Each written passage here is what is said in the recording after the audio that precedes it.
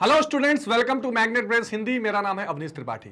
तो कक्षा 12 अर्थशास्त्र का एक इंपॉर्टेंट चैप्टर यानी कि खुली अर्थव्यवस्था और समष्टि अर्थशास्त्र, open economy and macro economics, ये चैप्टर हम देख रहे हैं। इस चैप्टर का आज एक और इंपॉर्टेंट पार्ट हम करने जा रहे हैं और वो है स्थिर तथा लोचदार विनिमय प्रणाली यानी fix and flexible rate of exchange system.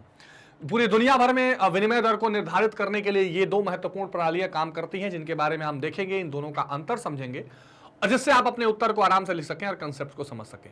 एक और खास बात का ध्यान रखना है स्टूडेंट्स कि मैग्नेट ब्रेन्स हिंदी एक ऐसा प्लेटफॉर्म है जहां आप कक्षा 6 से 12 तक की सारी शिक्षा बिल्कुल निःशुल्क पा सकते हैं। यानी यहां पर आपको 10 या 20% सिलेबस पढ़ने के बाद किसी तरीके के पेड सब्सक्रिप्शन की जरूरत नहीं पड़ेगी। यहां पर किसी तरह का आपको पैसा देकर इन्वेस्टमेंट करने की जरूरत नहीं पड़ेगी। आप अपनी पढ़ाई पूरी तरह यहां निःशुल्क जारी रख सकते हैं। चाहे आप किसी स्टेट बोर्ड से पढ़ाई कर रहे हो या सीबीएसई बोर्ड से, आपकी सारी की सारी शिक्षा बिल्कुल निःशुल्क यहां पर मिलेगी। अब देखिए, विनिमय दर की प्रणालियां पूरी दुनिया भर में दो तरह की पाई जाती हैं। खास करके अगर मैं थोड़ा बैकग्राउंड की चर्चा आपसे करूं तो जो 1945 का विश्व युद्ध था, 1940 में जो विश्व युद्ध खत्म हुआ, द्वितीय विश्व युद्ध, उसके पहले और उसके बाद कुछ समय शीत युद्ध तक दुनिया भर के कई ऐसे देश थे जो पूरी अर्थव्यवस्था को कमांड इकोनॉमी के तौर पर रखना चाहते थे। खासकर जो समाजवादी अर्थव्यवस्थाएं थी, जैसे कि सोवियत संघ और उसके साथ साथ के देश, उस समय के कंसेप्ट्स हैं। उस समय ये स्थिर विनिमय दर प्रणाली बहुत ज्यादा देखी जा रही थी, जिसके अंदर क्या होता था कि सरकार जैसे हर चीज तय करती थी, सरकार यह भी तय करती थी कि विनिमय दर क्या होगा। अच्छा, विनिमय दर के बारे में मैंने आपको डिटेल में बता रखा है सेशंस में। वो दर जिस पर एक करेंसी दूसरे के बदले बदली जाती है। मतलब अगर आप $1 है तो $1 के बदले आपको अगर 70 रुपीज देने हैं, तो ये जो 70 रुपीज का डिसाइड हो रहा है, मूल्य जो $1 की है, ये आपका विनिमय दर कहलाएगा। तो पूरी दुनिया में इस विनिमय दर को फिक्स करने के दो तरीके चलते हैं। जो एक पुराना तरीका चलता था, स्थिर विनिमय दर चलता था, जहां पर क्या होता था, या कहीं कहीं अभी भी आप देख सकते हैं कि स्थिर विनिमय दर में सरकार ये डिसाइड कर देती है कि रेट ऑफ एक्सचेंज क्या होगा, at what value and price one currency is going to be changed for another. जैसे मान लीजिए भारत की सरकार ये बोल दे कि नहीं नहीं, कल से $1 के बदले केवल 50 रुपया इंडिया से दिया जाएगा, तो गवर्नमेंट ने ऐसा बोल दिया। अब इसका बहुत सारा प्रभाव पड़ेगा एक्सपोर्ट पर, इंपोर्ट पर, ये चीजें दिखाई देती हैं। दूसरा हमने देखा कि लोचपूर्ण विनिमय दर। लोचपूर्ण विनिमय दर का मतलब होता है फ्लेक्सिबल एक्सचेंज रेट सिस्टम। अब फ्लेक्सिबल एक्सचेंज रेट का मतलब यह है कि यहां पर सरकार डिसाइड नहीं कर रही है, यहां पर पिक्चर में आ जाएगा कौन? बाजार, मार्केट। आप अगर कंसेप्ट के हिसाब से देखना चाहे तो ये एक समाजवादी कंसेप्ट था, ये एक पूंजीवादी या कैपिटलिस्ट है जो बाजार पर है। और आपको पता है बाजार का पूरा मैकेनिज्म किस पर काम करता है? मांग एवं पूर्ति पर, यानी डिमांड एंड सप्लाई पर पूरा मैकेनिज्म काम करता है। कितनी मांग होने वाली है, कितनी पूर्ति होने वाली, किस चीज की? मुद्रा की। तो शॉर्ट में आप यह समझिए कि जब विनिमय दर को सरकारें तय कर देती हैं कि ठीक है, इतनी विनिमय दर, इस रेट ऑफ एक्सचेंज पर ये चीजें हासिल होंगी, तो इसको कहते हैं स्थिर विनिमय दर। और जब बाजार में मांग पूर्ति के हिसाब से विनिमय दर डिसाइड होता है तो उसको कहते हैं लोचपूर्ण विनिमय दर। अब स्थिर विनिमय की दर की अगर बात करें तो स्थिर विनिमय दर का निर्धारण सरकार द्वारा किया जाता है। इसमें एक निश्चित सीमा तक ही चेंज किया जा सकता है। सबसे बड़ी बात यह थी कि इसमें ज्यादा डे टू डे चेंजेस नहीं होते हैं। हाँ, इसकी कुछ अपने प्रॉफिट्स भी हैं। जैसे मान लीजिए कि इसमें एक स्टेबिलिटी बनी रहती है। आप अगर आयात निर्यात के लिए किसी देश के साथ नीति बना रहे हैं तो आप ये समझ सकते हैं कि इस देश की करेंसी की वैल्यू लगभग इसके आसपास रहेगी, बहुत ज्यादा परिवर्तन इसमें नहीं होगा। जबकि जो लोचपूर्ण मुद्रा का विनिमय दर की प्रणाली होती है, वो मार्केट के शॉक का उस पर प्रभाव पड़ता है। कभी हो सकता है कि किसी मुद्रा की मांग बहुत ज्यादा बढ़ जाए, तो इस स्थिति में फिर उस मुद्रा की विनिमय दर बहुत ज्यादा बढ़ सकती है। कभी मुद्रा की पूर्ति बहुत ज्यादा बढ़ जाए तो वहां पर विनिमय दर बहुत घट सकती है। ये सिचुएशंस होती हैं। लेकिन जो स्थिर विनिमय दर प्रणाली होती है, वहां पर सरकार हर चीज को ध्यान में रखते हुए एक सीमा फिक्स कर देती है, उससे ज्यादा विनिमय दर में कोई चेंज नहीं होता। इस प्रणाली को अपनाने का कारण यह है कि इसमें प्रायः परिवर्तन नहीं होता है, अतः विदेशी व्यापार और पूंजी की जो गतिशीलता है, यानी foreign trade and flow of capital, ये हमेशा इसमें स्टेबिलिटी बनी रहती है। You can find stability on the what? The foreign trade and the flow of capital. हालांकि इसके नुकसान बहुत सारे हैं, जिसके कारण इतना सक्सेस नहीं है। नुकसान ये है कि आप ये डिसाइड कर देंगे कि $1 के बदले कितना रुपया होगा, तो आप इसका मतलब ये होगा कि $1 के बदले कितने रुपए की चीज जा सकती है। अब पता नहीं इस डॉलर और रुपीस का जो फिक्स आपने किया है, इसमें डॉलर वाले को या रुपए वाले को प्रॉफिट हो रहा हो कि ना हो रहा हो। अगर अमेरिका को लगेगा कि नहीं नहीं, $1 के बदले हम भारत को 50 रुपए की चीज नहीं दे सकते, 40 की ही चीज देंगे, और आपने बोला कि नहीं $1 की वैल्यू 50 रुपए के बराबर होगी, तो इंपोर्ट एक्सपोर्ट पे बहुत ज्यादा इफेक्ट इसका पड़ेगा। जो करेंसी का वैल्यू है इस पर बहुत ज्यादा असर पड़ेगा। तो इसलिए स्थिर विनिमय दर का बहुत ज्यादा सक्सेसफुल नहीं माना जाता है। यहां इसका मतलब आप ये जरूर समझ लीजिए कि सरकार इस दर को फिक्स कर देती है कि किस दर पर एक करेंसी दूसरे के द्वारा डिसाइड की जाएगी। अब स्थिर विनिमय दर के अंतर्गत प्रत्येक देश अपनी चलन मुद्रा को स्वर्ण और अन्य कीमती धातु और मूल्यवान विदेशी मुद्रा के माध्यम से संचित करके रखता है। एक वर्ड होता है पेगिंग, ठीक है ना। ये जो स्थिर मुद्रा है ना, स्थिर विनिमय दर है, इसमें ऐसा जरूरी नहीं कि यही कह दिया जाए कि $1 70 रुपए का होगा। इसमें कई सारे ना कंपैरिजन करके कई सारे हम कह सकते हैं कि मुद्रा और सोने के साथ तुलना करके भी रेट चेंज किया जाता है, तय किया जाता है। कैसे, मैं आपको अभी समझाता हूं। देखिए होता क्या है कि जैसे कोई देश होता है जिसकी बहुत ज्यादा इकोनॉमी फेल होने लगती है, जैसे वेनेजुएला के संदर्भ में हमने देखा, सन 2002 के आसपास इक्वाडोर जो एक दक्षिण अमेरिकी देश है उसकी देखा। उसमें होता है, जिम्बाब्वे का हमने देखा था रिसेंटली, होता यह है कि उसमें उस देश की करेंसी फेल हो जाती है। अब उस देश की करेंसी की वैल्यू कुछ रह ही नहीं जाती, मतलब लगता है एक टमाटर 1000 रुपए के मिल रहे उस करेंसी में, या जो भी वहां की करेंसी होगी। तो कभी कभी वहां की सरकारें क्या करती हैं, वहां की करेंसी की वैल्यू डॉलर के बदले फिक्स कर देती हैं कि जितना डॉलर कोई चीज का वैल्यू होगा, जितने डॉलर की उतनी हमारी करेंसी की वैल्यू रहेगी। ये पेगिंग, ये इस चीज को भी कहा जाता है। या क्या होता है कि कभी कभी उसको सोने के बराबर रख देती हैं। आ रही बात समझ में? जैसे मान लीजिए एग्जांपल के लिए, अगर 10 ग्राम सोना, ठीक, 10 ग्राम सोना अगर मान लीजिए $2 में मिलता है, ठीक, $2 में मिलता है, और किसी देश की करेंसी में 10 ग्राम सोना मान लीजिए 1000 रुपए में मिल रहा है, ठीक, तो $2 की वैल्यू यहां पर 1000 रुपए बना दी जाएगी, है ना। $2 की वैल्यू यहां पर क्या बना दी जाएगी, 1000 रुपए बना दी जाएगी।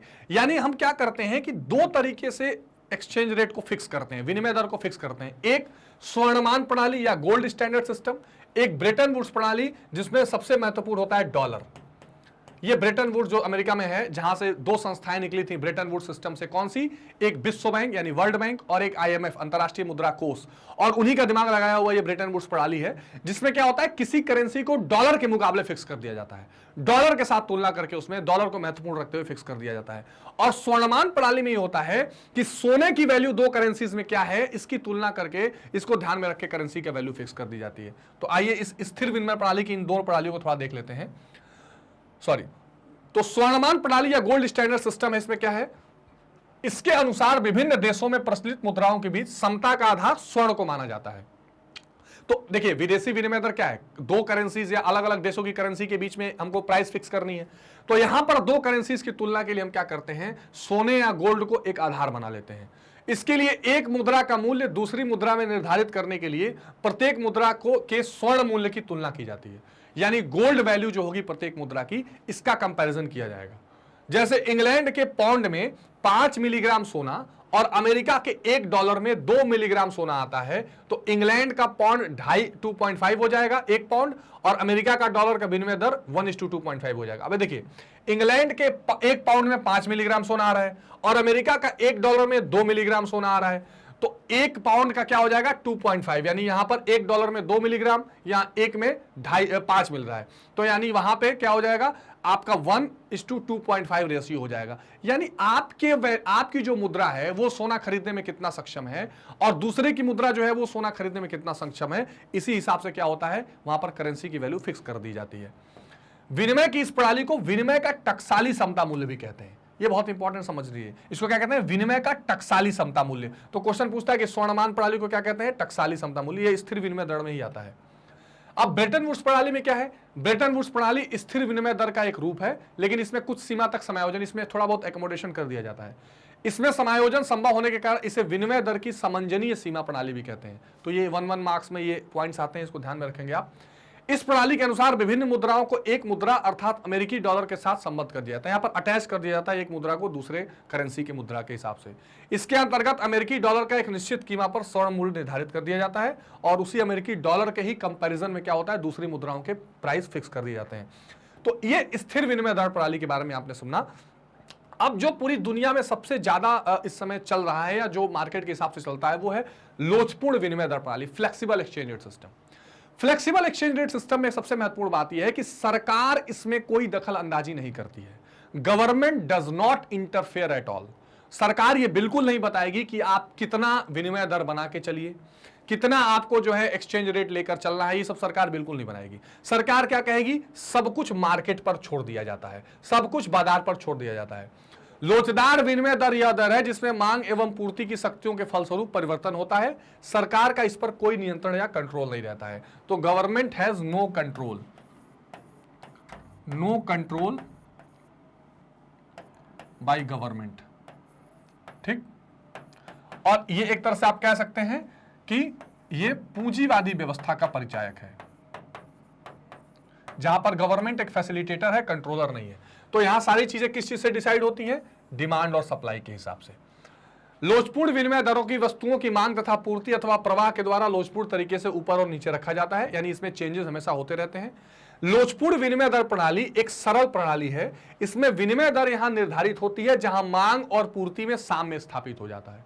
तो डिमांड और सप्लाई में जहां इक्विलिब्रियम आ जाता है, उसी से वहीं हम क्या करते हैं, विनिमय दर को डिसाइड कर देते हैं, और इसमें किसी का बाहरी हस्तक्षेप नहीं होता। कैसे, कई बार मैंने डिस्कस अलग अलग सेशंस में अलग अलग टॉपिक्स में किए हैं, यहां भी आपको एक फाइनल करके दिखा देते हैं कि कैसे विनिमय दर लोचपूर्ण में डिसाइड होता है। लेट सपोज, ठीक है, ये आपकी एक्स एक्सिस, वाई एक्सिस, ठीक है, ये आपका सप्लाई कर्व और ये आपका डिमांड कर्व। अब ये जहां एक दूसरे को कट कर रहे हैं वहीं क्या हो जाएगा, साम्य विनिमय दर का निर्धारण हो जाएगा, ठीक है। This is demand, this is supply. अब देखिए इस फिगर से आप बिल्कुल अच्छे से समझ सकते हैं कि जिस ये मुद्रा, ये क्या डिमांड सप्लाई किस चीज की है, मुद्रा की, विदेशी मुद्रा की, जिसका आप दर निर्धारित करने जा रहे हैं। तो जिस बिंदु पर विदेशी मुद्रा की मांग विदेशी मुद्रा की पूर्ति के बराबर हो जाए, वो क्या होता है, साम्य विनिमय दर कहलाता है। यानी ये OR जो है, ये क्या है, इक्विलिब्रियम, ये विदेशी विनिमय दर का निर्धारण है यहां पर। और ये जो OQ है, ये क्या है, विदेशी विनिमय का ये साम्य मात्रा है। तो पॉइंट बिंदु E पर विदेशी मुद्रा की मांग उसके पूर्ति के बराबर हो गई है, और इस तरह लोचपूर्ण विनिमय दर प्रणाली में विदेशी विनिमय दर का निर्धारण किया जाता है। आई होप कि ये पॉइंट आपको समझ में आ गया होगा। अब इसमें परिवर्तन भी होते हैं, मांग बढ़ जाए तो दर बढ़ जाती है, सप्लाई बढ़ जाए तो दर घट जाती है। ये हमने एक अलग सेशन में ऑल टुगेदर पूरा परिवर्तन वाला देखा है, प्लीज आप उसको प्लेलिस्ट में जरूर देखेंगे, ठीक है। तो लोचपूर्ण जो प्रणाली होती है, इस लोचपूर्ण प्रणाली में जो विनिमय दर होता है वो मांग और पूर्ति के हिसाब से बाजार में डिसाइड होता है। इसमें सरकार कोई हस्तक्षेप नहीं करती है और गवर्नमेंट केवल फैसिलिटेट करने का काम करती है। तो इस बात को आपको विशेष रूप से ध्यान रखना है। अब अगर हम एक टेबल वाइज इसका डिफरेंस देखना चाहें, तो स्थिर विनिमय दर को सरकार या कोई अधिकृत मौद्रिक संस्था निश्चित करती है। मान लीजिए केंद्रीय बैंक को कह दिया गया कि आप इस विनिमय दर को चेंज कर सकते हैं, विनिमय दर में कमी ला सकते हैं, परिवर्तन ला सकते हैं। लोचपूर्ण विनिमय दर में निर्धारण अंतर्राष्ट्रीय बाजार में मांग और पूर्ति की शक्तियों द्वारा किया जाता है। सरकारी नियंत्रण की बात करें तो इस पर सरकार का पूर्ण नियंत्रण रहता है, ठीक है, और यहां पर सरकार का कोई हस्तक्षेप नहीं रहता। अगर इसको हम एक तरह से कह सकते हैं कि सैद्धांतिक रूप से अर्थव्यवस्था का अध्ययन करें तो ये कहीं ना कहीं एक तरह से कैपिटलिस्ट या पूंजीवादी स्थिति दिखाई देती है, ठीक है, सॉरी ये लोचपूर्ण, जिसमें सरकार क्या करती है, कोई हस्तक्षेप नहीं करती है। ये थोड़ी सी पूंजीवादी व्यवस्था दिखाई पड़ती है। और ये जो है, ये क्या दिखाई पड़ती है, ये समाजवादी व्यवस्था दिखाई देती है, ठीक है, सोशलिस्ट। क्योंकि यहां पर सब समाजवादी और पूंजीवादी में बेसिक अंतर क्या है, बेसिक अंतर यह कि पूंजीवाद में सब कुछ मार्केट या बाजार के हाथ में छोड़ दिया जाता है। समाजवादी में क्या होता है कि government has a control, government acts as a centrally planned economy, everything is called a command economy. तो ये यहां पर क्या होता है, सरकार का यहां पूंजीवादी या लोचपूर्ण विनिमय दर में कोई हस्तक्षेप नहीं रहता, स्थिर विनिमय दर में सरकार का पूरा नियंत्रण रहता है। सामान्यतः इसमें विनिमय दर स्थिर रहती है और इसमें परिवर्तन नहीं आता, या एक सीमा तक ही परिवर्तन किया जा सकता है, और इसमें विनिमय दर में परिवर्तन होता रहता है। अब विनिमय दर में परिवर्तन अगर आप बात करें तो एक एग्जांपल से समझ लीजिए, जैसे मान लीजिए ये सप्लाई है, ये अचानक बढ़ गई तो सप्लाई कर्व कहां होगी, इधर की तरफ शिफ्ट हो जाएगी, ठीक, और ये नया विनिमय दर कहां बन जाएगा, ये नीचे की तरफ आ जाएगा। तो अब ये डिमांड को यहां कट कर रही है तो ये क्या हो जाएगा, R1 यहां बन जाएगा, ये नया विनिमय दर आपके लिए हो जाएगा, ठीक है ना, ये R1। तो इसमें विनिमय दर में कोई भी चेंजेस आ सकते हैं। और मांग पूर्ति कैसे घटती बढ़ती है आपने चर्चा किया है कि विनिमय की मांग कब बढ़ेगी। जैसे मान लीजिए कि आप बाहर से कुछ आयात करना है, बाहर निवेश करना है, तो आप विदेशी मुद्रा की ज्यादा मांग करेंगे तो मांग में वृद्धि हो जाएगी। इसी तरह सॉरी, आयात करना है तो इंपोर्ट। इसी तरह अगर बहुत ज्यादा निर्यात होने लगे तो बाहर के लोग आपकी मुद्रा की मांग कर रहे हैं तो आपका करेंसी फिर अप्रिशिएट होगा तो विनिमय दर नीचे आ जाएगी। तो ये जो लोचपूर्ण विनिमय दर है, इसमें अक्सर क्या होता है, कमी आती रहती है और ये हमेशा लगभग स्थिर रहता है, इसमें ज्यादा परिवर्तन देखने के लिए नहीं मिलता है। ये बहुत इंपॉर्टेंट डिफरेंस है, इस डिफरेंस को आपको हमेशा ध्यान में रख के चलना है। तो आई होप कि ये जो स्थिर विनिमय दर है और लोचपूर्ण विनिमय दर है, ये आपको समझ में आया होगा। पूरी दुनिया में विनिमय दर को डिसाइड करने के ये दो महत्वपूर्ण दर हैं। इससे नई नई और प्रणालियां कुछ निकल कर आई हैं, जिसकी चर्चा हम देख लेंगे, कर लेंगे। जैसे एक आई है प्रबंधित तैरती विनिमय दर प्रणाली, यानी managed floating exchange rate system. अब इसमें क्या होता है, देखिए, मैनेज फ्लोटिंग क्या है, जो स्थिर विनिमय दर और जो लोचपूर्ण विनिमय दर प्रणाली चल रही है, उसी के बीच से ये रास्ता निकाला गया है। इसमें क्या होता है, थोड़ा सा मैनेज करने की कोशिश की जाती है मांग और पूर्ति को, है ना। वर्तमान में स्थिर विनिमय दर प्रणाली और लोचपूर्ण विनिमय दर प्रणाली के समन्वय को अपनाकर विनिमय दर की कुछ नवीन प्रणालियां चलन में है। इसी में एक आता है प्रबंधित तैरती विनिमय दर प्रणाली, यानी कि managed floating exchange rate system. ठीक है, इस प्रणाली को प्रबंधित तरलशीलता या मैनेज फ्लोटिंग कहा जाता है। मैनेज फ्लोटिंग यानी एक्सचेंज रेट फ्लोट हो रहा है, लेकिन उसको थोड़ा प्रबंध कर ले, मैनेज कर ले। अब होता क्या है, देखिए, इसमें भी प्रबंधित तैरती प्रणाली के अंतर्गत विदेशी विनिमय कोषों का प्रयोग करते हुए विनिमय दर के दीर्घकालिक सुझाव को किसी प्रकार से प्रभावित किए बिना अल्पकालिक उतार चढ़ाव को हम क्या करते हैं, कम करने की कोशिश करते हैं। बहुत इंपॉर्टेंट लाइन समझिए, होता यह है कि हर देश के पास अपना विनिमय दर का एक कोष होता है। ध्यान से समझिए, हर देश के पास एक फॉरेन एक्सचेंज का रिजर्व है। उस रिजर्व का इस्तेमाल वो देश या वहां की केंद्रीय बैंक करती है और विनिमय दर में होने वाले अल्पकालीन उतार चढ़ाव को मैनेज करने की कोशिश करती है। तो इसके दो तरीके से मैनेजमेंट होती है। एक तो स्वच्छ तैरती प्रणाली है, जिसमें कोई आरबीआई या केंद्रीय बैंक कोई हस्तक्षेप नहीं करेगी, अपने आप डिमांड सप्लाई थोड़ा मैनेज हो जाता है और वो ठीक हो जाता है। लेकिन एक गंदी तैरती प्रणाली है डर्टी फ्लोटिंग सिस्टम। अब डर्टी मैनेज फ्लोटिंग सिस्टम क्या है, समझिए। होता क्या है, जैसे मान लीजिए कि ये मांग पूर्ति यहां पर दिखाई दे रही है। अब अचानक क्या हुआ कि पूर्ति मान लीजिए बढ़ गई। अब पूर्ति बढ़ने से ये रेट ऑफ एक्सचेंज नीचे आ गया। रेट ऑफ एक्सचेंज यानी कि जो बहुत तेजी से विनिमय दर बढ़ रहा था वो नीचे आ गया। अब वो नीचे आता ही जा रहा है। तो अब जब नीचे आता जा रहा है तो क्या करेगी आरबीआई, जब आपका विनिमय दर बहुत नीचे आ जाए, इसका मतलब आपकी करेंसी की वैल्यू खूब बढ़ रही है। करेंसी की वैल्यू बढ़ना भी हमेशा ठीक नहीं है, ध्यान से समझिए। जैसे मान लीजिए $1 की कीमत अगर $1 की कीमत 100 रुपए थी और अब अचानक $1 की कीमत 70 रुपए आ गई। इसका मतलब क्या हुआ, पहले कोई विदेशी आपके यहां से कोई सामान खरीदता था तो उसको $1 के बदले 100 रुपए की चीज मिलती थी, अब केवल 70 रुपए की चीज मिलेगी। तो आपसे क्यों खरीदेगा, यानी आपका एक्सपोर्ट अब डाउन जाने लगेगा, आपका एक्सपोर्ट धीरे धीरे कम होने लगेगा।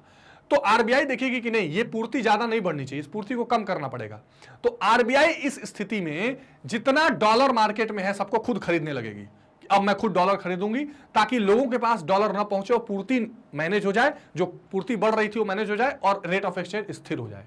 ध्यान से समझिए, इसमें बेसिकली होता क्या है, यहां पर क्या करती है, यहां पर आरबीआई या किसी भी देश की केंद्रीय बैंक विदेशी मुद्रा का क्रय विक्रय करती है।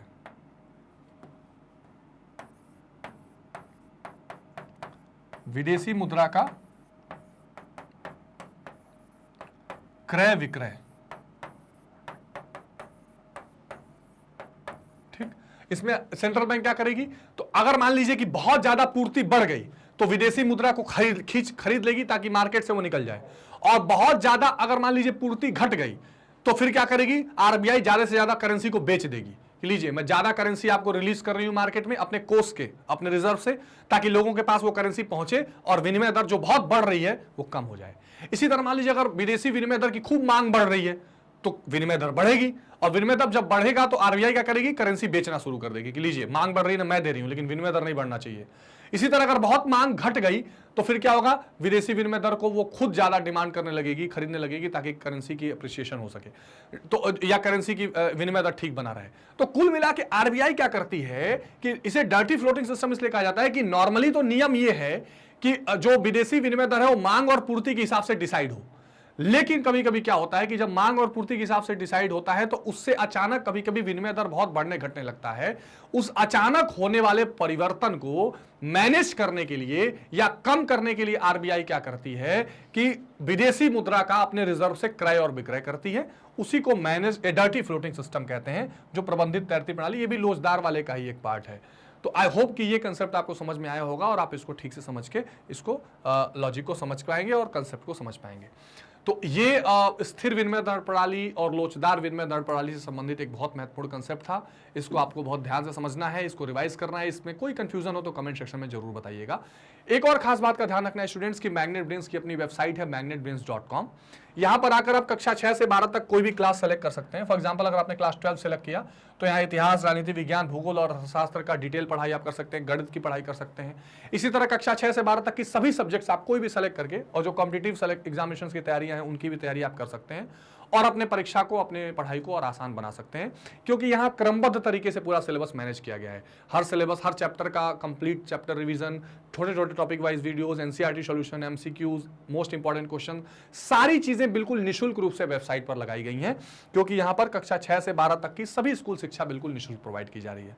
बस आपको छोटा सा काम करना है कि वीडियो को ज्यादा से ज्यादा लाइक, शेयर और सब्सक्राइब करिए, ताकि हम आपके लिए और ढेर सारी वीडियोस लेकर आते रहें और आपकी पढ़ाई को और आसान बनाते रहें। तो स्टूडेंट्स, मिलेंगे अगली वीडियो में, तब तक अपना बहुत ख्याल रखिए। Take care, bye bye.